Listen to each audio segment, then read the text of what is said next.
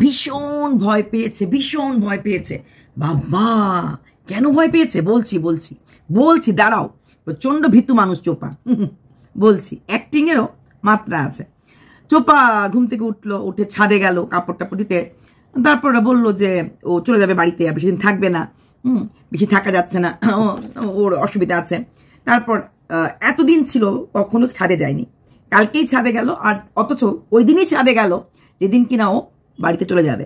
ছাদে গেল, কাপড়গুলো ভিজে শুকিয়েছিল, তারপর অল্প ভিজা ছিল। ছাদে অ্যাকচুয়ালি দেখতে গেল ছাদে কি আছে, কারণ আমরা কোনোদিনই চোপাকে ছাদে যেতে দেখিনি। ইন্সপেকশন করার পর গিয়ে দেখলো ওখানে অন্য লোকরাও গাছ রাখে, তাই ও ওর গাছগুলি রাখতে গেছিল। কারণ দরজা জানলা বন্ধ থাকলে গুমোট ঘরে গাছ মরে যেতে পারে, তাই ওপরে গেছে বৃষ্টি দিনে, বৃষ্টি জল টলকে গাছ বাঁচবে। চোপা জানে না ওয়াশরুমের মধ্যে ট্যাপটা একটু মানে ওয়ান ড্রপ করে পড়ছে, এইরকম ভাবে খুলে টপ রাখা যায়, গাছ তাতে মরে না। ওই যে হয়তো সবগুলি গাছ জল পাচ্ছে না যেহেতু এক ড্রপ করে পড়ে, বাট স্টিল একটা ভেপারের কাজ থাকে। আর যদি জানালা খোলা থাকে, মানে ওয়াশরুমে জানালা থাকে, ওইটুকু সানলাইট থেকে পেয়ে আর ওই এক ড্রপ জলের জন্য, এক ড্রপ জল তো আর সব গাছে পাবে না, বাট ওই জলের স্পর্শে একটুখানি জল পাওয়া যায়। ধরো দুটো ওয়াশরুমে দুটো টেপ আছে, তো ওরকম করে হলে 2-3-4টে গাছ রাখা যায়। ড্রপটা একদম ড্রপার, এরকম যেরকম ড্রপার দিয়ে ড্রপ পরে ট্যাঙ্কের জলও ফুলবে না, আর ওই এক ড্রপ জলটা ওই টপের মধ্যে গিয়েই পড়ে। আর এতে কোনো কিছু হয় না, তাহলে গাছ ভালো থাকে। এগুলি জানতে লাগে। অনলাইনে অনেক কিছু পাওয়া যায়। তুমি ছাদে গাছ রেখেছো ঠিক আছে, বৃষ্টির দিন ঠিক আছে, গরমের দিন হলে কিন্তু প্রখর সূর্যর তাপে গাছ শেষ হয়ে যাবে। এখন তোমাদের ওখানে বৃষ্টি হচ্ছে, সবখানে বৃষ্টি হচ্ছে, তাই ছাদের ওই তুমি একটু শেড দিয়ে করে রেখেছো, ওটা ঠিক আছে, কিন্তু আদারওয়াইজ কিন্তু প্রখর তাপে গাছ শেষ হয়ে যাবে। আচ্ছা, তারপর চোপা গাছগুলিকে নিয়ে রাখলো এবং ছাদে বৌদিকে এনে দেখলো, এবং দেখলো কার বাড়িতে কি গাছ আসে না আছে। তারপর বললো দাঁড়াও বলছি নিচে বাড়িতে গিয়ে বলবো কি হয়েছে। ঘরে কোনো খাওয়ার নেই, পাউরুটি আর জ্যাম, আর বৌদি খেলো পাউরুটি আর বাটার। বৌদির কিন্তু খাওয়ার ভালোই নাক আছে, রুটি খেতে পারে না, ভাত খায়, জ্যাম খায় না, মিষ্টি খায় না, ঘুগনি খায়, এরকম সবসময় দেখবে ওদের সবাই ধরো বাড়ির একটা খাবার খাচ্ছে, ওর বৌদির জন্য ওদের অন্য খাবার নিতে লাগে, যে বৌদিটা খাবে না বৌদিটা খাবে, বৌদিটা খাবে না বৌদিটা খাবে। তো বৌদিকেও একটু খাওয়া শিখতে লাগবে। মানে চোপা যেমন বিয়ের পরে চিংড়ি মাছ ভালোবাসি না, সোয়াবিন ভালোবাসি না, বৌদিও কম না। জ্যাম খায় না, বাটার চিনি, মিষ্টি এমনিতে খাবে না, সবাই মিষ্টি খাচ্ছে, ও খাবে না, ও অন্য কিছুটা খাবে। তো ওর কিন্তু প্রচণ্ড নাক আছে, এই মাছ খাই না, সেই মাছ খাই না, অত নাক ভালো না। মোটামুটি খেতে লাগে, একটা দুটো জিনিস ঠিক আছে, বাট রেগুলারই কিন্তু এটা না ওটা, এটা না ওটা বলতে লাগে। তারপর দুপুরে রান্না করলো না, কারণ মাকেও বলে দিয়েছিল আগেই যে আসছে। জুনি অ্যাকচুয়ালি মা চলে গেছিলো বাড়িতে, মাও যাওয়ার সময় জানতো যে মেয়ে আর থাকবে না, এখন মার সঙ্গে সময় চলে গেলে তো মুশকিল, তাই একদিনের জন্য বৌদিকে রেখেছিল। বৌদি কিন্তু লং টার্মের জন্য আসে না, লক্ষ্য করে দেখো বৌদি যতদিনই থেকেছে, ওই একদিন মার সঙ্গে ছিল তখন 2 দিন থেকে, ওই 3 রাত্রির মধ্যে। বৌদি কিন্তু লং টার্মের জন্য আসেনি, ওই 1 রাত্রির জন্য বৌদিকে রেখে গেছিল। ওই জিনিসগুলি এনে, না হয়তো লোকটা ওখানেও বলছিল কবে যাবে, ওখানেও বায়না করছিল, তাই লং টার্মের জন্য ও এখানেও আসেনি, আর বৌদিকেও ডাকেনি। তবে অবাক লাগলো, রিং লাইটগুলি নিয়ে এসেছিল অ্যাডভার্টাইজ, ওর অ্যাডের জন্য। তো ওর তো অ্যাড সবসময় আসতে থাকে, সারাক্ষণ আসতে থাকে। একটা ক্রিয়েটারের, ব্লগারের কতটুকু মানে ভালো ব্লগার প্রমাণ, সে যখন অনেক বেশি প্রমোশন অ্যাড পায়। ব্লগিং থেকে কিছু টাকাই আসে না, এটা প্রমোশন থেকে আসে। চোপা কিন্তু গড ফরবিডেন, চোপা কিন্তু প্রচুর অ্যাড পাচ্ছে, এটা ঈশ্বরের দেওয়া দান, সত্যি কথা। অ্যাড কিন্তু সব ব্লগাররা পায় না, অনেক বড় বড় ব্লগাররাও পায় না। আমাদের মন্দিরা খুব অ্যাড পায়, আর এখন দেখছি চোপা পাচ্ছে। চোপাকে আমি আগে এত অ্যাড করতে দেখিনি, ইদানিং চোপা ভালো অ্যাড পাচ্ছে। মানে ওর ব্যবহারে বা ওর কাজে হয়তো বা ওই অ্যাড যাদের জন্য করছে ওরা হয়তো খুশি, ভালো অ্যাড পাচ্ছে। তো সেখানে দাঁড়িয়ে চোপা আবার যখন বাড়ি যাওয়া, মানে কি আবার সেই রিং লাইট নিয়ে যাওয়া। ও বলেছিল রিং লাইটটা নিয়ে আসবো, কারণ আমার কিছু অ্যাডের কাজকর্ম করতে লাগবে। সোফা টোপা দিয়ে ওই ফুলের গাছগুলি দিয়ে সাজিয়েছিল, ওই জায়গাটা করেছিল, একটা স্টুডিও টাইপের করেছিল, সো দ্যাট অ্যাড পেলে যেন অ্যাড করতে পারে। তারপর দুপুরবেলা কি খাবে, বৃষ্টি নামলে যেতে পারলো না, তার জন্য ওরা ম্যাগি করলো, ম্যাগি করে খেলো। ননদ ভাইয়ের বোর ভালোই মিল আছে, ম্যাগি করে খেলো। ঝমঝম করে বৃষ্টি আসলো, আবার কাপড়গুলিকে ঘরে আনলো, কাপড়গুলিকে ঘরেই ছড়িয়ে দিল, এটা শুকিয়ে যাবে ঘরে ছড়িয়ে দিলে।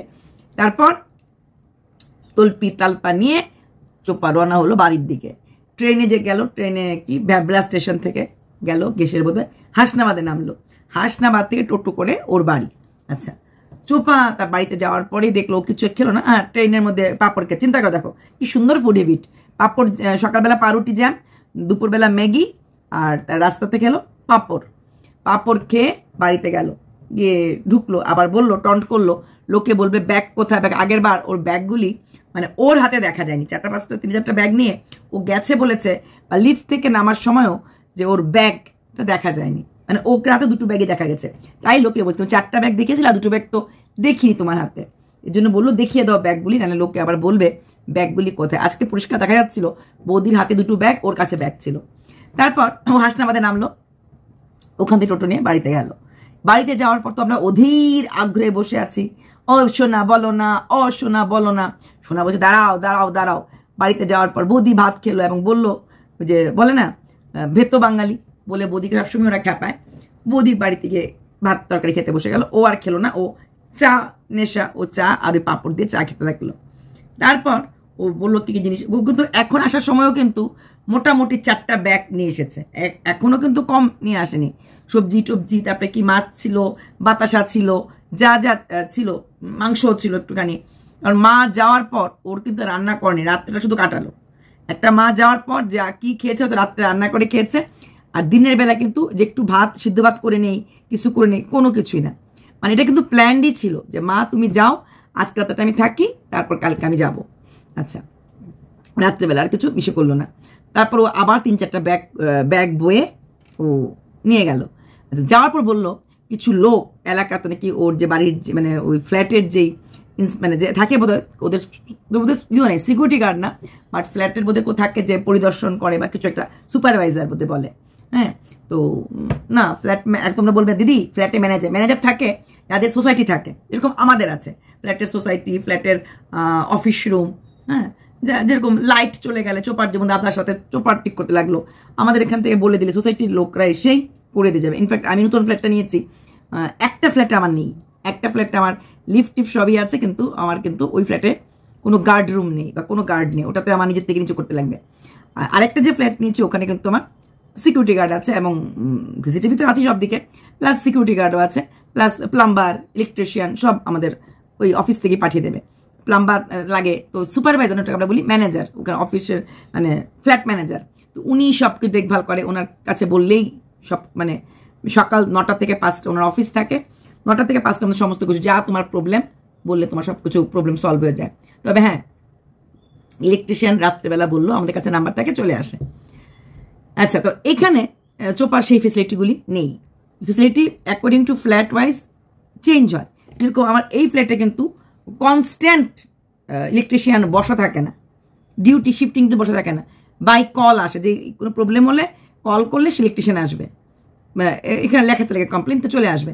আবার আমি যেখানে আগে থাকতাম সেখানে কিন্তু কনস্ট্যান্ট 2জন করে ইলেকট্রিশিয়ান অন ডিউটি, সকাল 8টা থেকে রাত্র 8টা, রাত 8টা থেকে পরের দিন 8টা। প্রচুর ফ্ল্যাট ছিল, ওইখানে সিস্টেম অন্যরকম, পুরো সিস্টেম আলাদা। হ্যাঁ, কারণ প্রচুর সিকিউরিটি গার্ড, প্রচুর আমরা আগে দেখেছি ওখানে তো প্রত্যেকটা ফ্লোরে, মানে ফ্লোরে ফ্লোরে থাকতো, ব্লক ওয়াইজ সিকিউরিটি গার্ড থাকতো, gate, road, block security guard ছিল। এখানে কিন্তু এরকম না, এখানে প্লাম্বার টাম্বার সারাক্ষণ থাকে, অন্যরা সারাক্ষণ থাকে, কিন্তু ইলেকট্রিশিয়ান শুধু বাই কলে আসে, দরকার পড়বে কল করলে, এত 10টার সময় 11টার সময় আসবে, কল করতে লাগবে, কনস্ট্যান্ট ডিউটি থাকে না। আবার আমার যে নতুন ফ্ল্যাটটা কিনেছি ওখানে কিন্তু আবার কলে না, ডিউটি থাকে। তবে ওদের ডিউটি টাইম হচ্ছে অনলি 9 to 5, 9 to 5 ওরা থাকবে অন ডিউটিতে, সোসাইটিতে থাকবে, প্লাম্বার পাবে, ইলেকট্রিশিয়ান পাবে, সব কিছু। বিকাল 5:30টার মধ্যে তুমি সবাইকে পাচ্ছ। তারপর যদি কিছু হয় তখন কলে পাবে। তো প্রত্যেকের আলাদা একটা রুলস থাকে। সেখানে দাঁড়িয়ে চোপার যে ম্যানেজারটা, মানে চোপার ম্যানেজার না, সোসাইটির যে ম্যানেজার বা সুপারভাইজার, তো ওনার কাছে এসে কিছু লোক নাকি খবর করেছে এখানে কে আছে, কে থাকে, বা কোনো মহিলা না, এগুলো তো জানার কথা।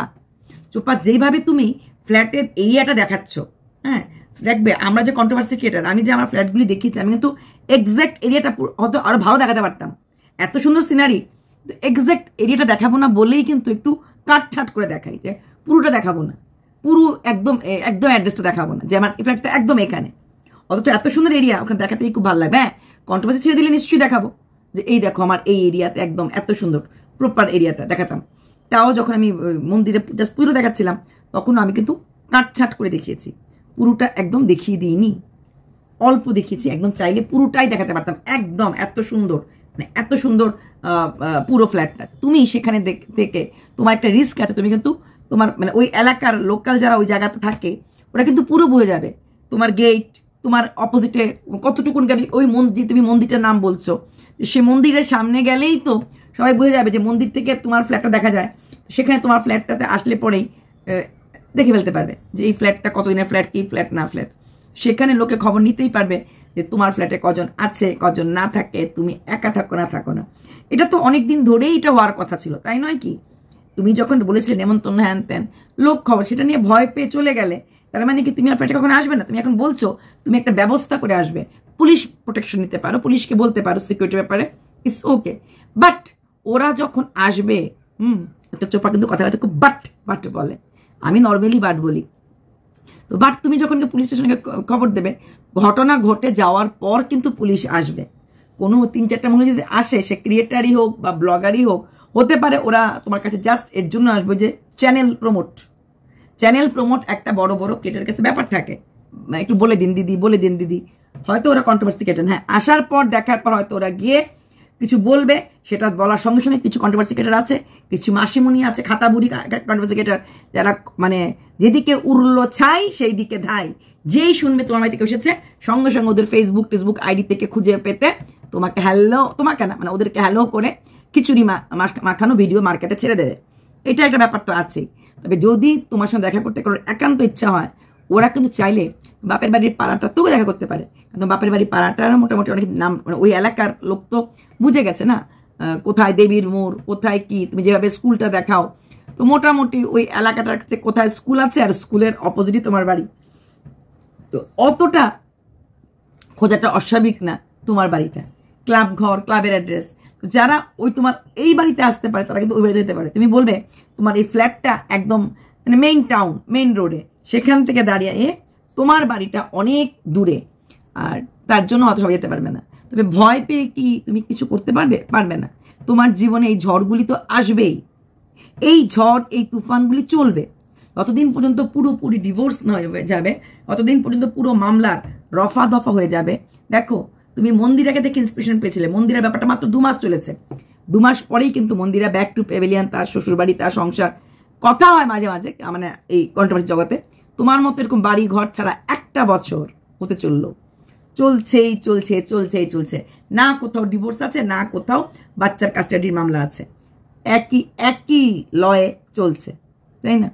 তাই পুলিশকে তুমি ইনফর্ম করতে পারো, তুমি আইনি ব্যবস্থা নিতে পারো, এবং এসে বলতে পারো যে পুলিশকে আমি বলে এসেছি, কিন্তু ওরা বাড়িতে ঢোকার পরেই কিন্তু পুলিশ আসবে, পুলিশ তো আগে আসতে পারবে না। আর যদি তুমি তোমার যেটা তুমি বলেছো, তুমি তোমার জন্য ভয় পাচ্ছিলে না, তুমি বৌদির জন্য ভয় পাচ্ছিলে, এবং তোমার জন্য বৌদির কোনো খারাপ হয়, এটা আমি আগেও বলেছিলাম। তোমার জন্য বৌদির কোনো খারাপ হয়, তোমার জন্য বৌদির কোনো ক্ষতি হয়, তোমার জন্য বৌদিকে নিয়ে একটু বাজে কথা বলা, এটা কিন্তু মানে মেনে নেওয়া যায় না, এটা তোমাকে আমি আগেও বলেছিলাম। হ্যাঁ, আর ফ্ল্যাটে যারা আসবে তারা বৌদিকে দেখতে আসবে না বা বৌদিকে ধরতে আসবে না, ওরা তোমার নারী নক্ষত্র, তোমার ঘরে কে আসে, তোমার ঘরে কে আসে না, তুমি একা থাকো না কারোর সঙ্গে থাকো, তোমার সাথে কে থাকে, এই সব জানার জন্যই আসবে। আর ওরা তোমার ওই পরিদর্শকের কাছে এর জন্যই হয়তো খবর নিয়েছে যে তুমি একা থাকো না তোমার পাশে তোমার শুভচিন্তক আসে। শুভচিন্তক কি কখনো আসে না আসে না, তুমি কি ফ্ল্যাটটা কিনেছো না কেনোনি, তুমি কি 1 বছর থাকবে না 2 বছর থাকবে, এইগুলি হচ্ছে ওদের মিডিয়া, ওরা হচ্ছে রিপোর্টার, বুঝলে তো? তো এইগুলি জানার জন্য, আর ওইগুলিকে নিয়ে কন্টেন্ট, যখন কন্টেন্ট করতে কিছু পায় না ওরা কন্টেন্ট করে ফেলে তোমার ফ্ল্যাটে নাকি ভূত আছে।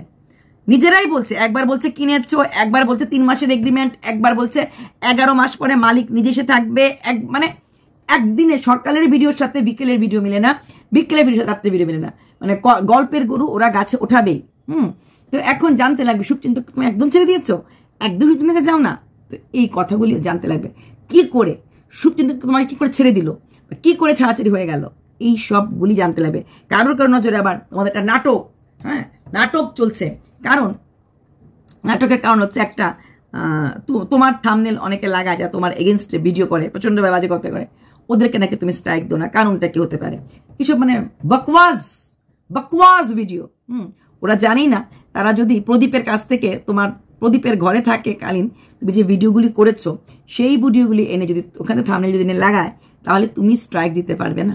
কারণ ওই ভিডিওগুলির অথরাইজড ওনার হচ্ছে ফটোটা তোমার, যেখানে তুমি তোমার নিজের মুখে নিজের থোবরাতে স্ট্রাইক খেয়ে গেলে, থাম্বনেল বা নিজের ভিডিও ইনস্টাগ্রামে আপলোড করা ভিডিও তুমি আপলোড করে স্ট্রাইক খেয়ে গেলে, সেখানে ওইখান থেকে ভিডিও এনে তুমি স্ট্রাইক দিতে পারবে না।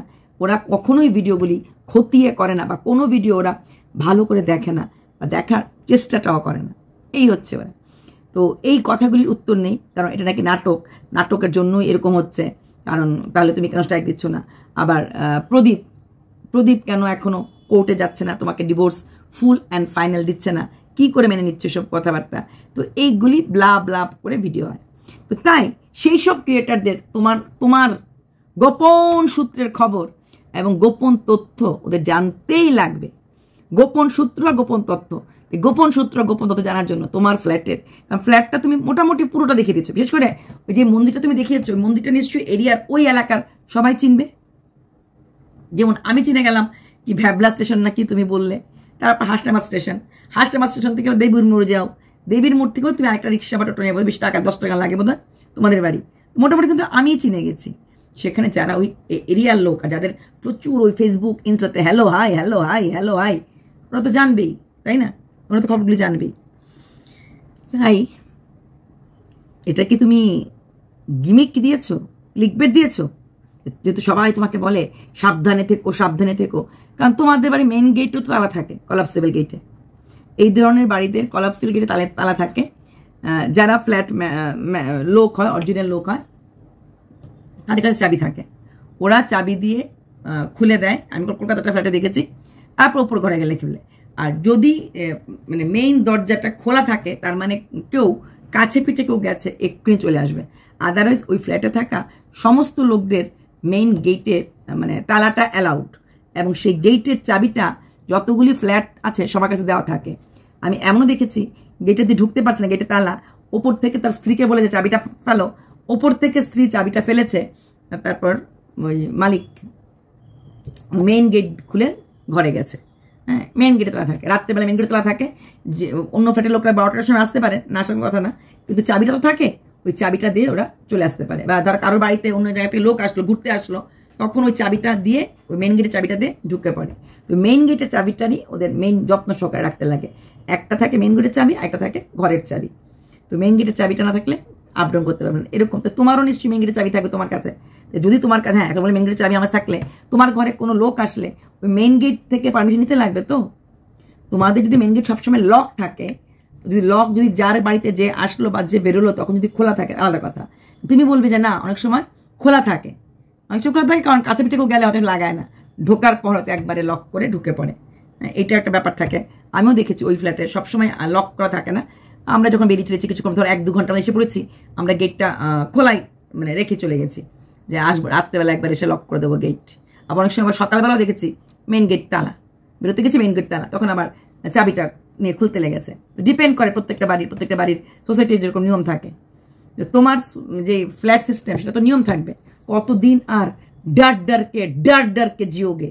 আর যেটা বলেছো বৌদির কোনো ক্ষতি, হ্যাঁ, সবাই আমরা ভিডিও করেছিলাম যে দাদার সাথে বৌদির এই যে তোমার জন্য একটা দূরে থাকা হয়, তাই না? তোমার জন্যই দাদার সঙ্গে, কারণ কেন তুমি বৌদিকে আটকে রাখবে? ওদের married life, newly married life, ওদের মতো বাচ্চা দাও না, ওদের সঙ্গে সবসময় তুমি থাকোই। আর দাদা বৌদিকে আলাদা করো না। নিতে হয় মাকে নিয়ে যাও, নিতে হয় যখন ঠাম্মা আসবে ঠাম্মাকে নিয়ে যাও, হ্যাঁ, মা বা ঠাম্মাকে নিয়ে যাও, কিন্তু নিজে বৌদিকে আলাদা করো। আর বৌদিকে যদি নিয়ে যাও, দাদাকে ওদের নিয়ে যেও, শুধু বৌদিকে একা রেখো না। কারণ বৌদি আর দাদা নতুন বিয়ে হয়েছে, ওদের মধ্যে বাচ্চা একটা মেয়ে, হাসাহাসি মজা করেও, তো দেখতে লাগবে। চলো, বাই।